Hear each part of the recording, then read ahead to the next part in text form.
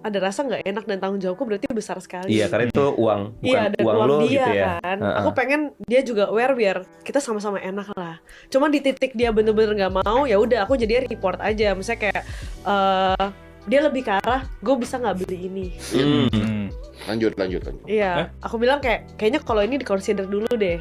Kalau nggak beli ini, ya ini boleh lah. Jadi gue nanya kayak, Sid, ini. gue mau beli ini, aman nggak? Kalau dibilang aman, gas. Gas. Kalau misalnya nggak aman, Kalau misalnya dia udah consider, oh berarti ntar dulu. Oke. Itu termasuk rumah yang 30M. Nggak harus.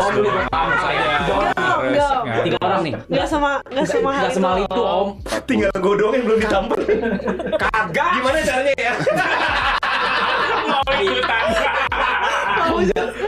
Astaga, enggak om, enggak. Ya kan gue baca berita doang. Kagak Gua sacak, sama. kagak sacak. 30M berapa? Kagak sacak, enggak sacak. Bener-bener kayak komporin dikit.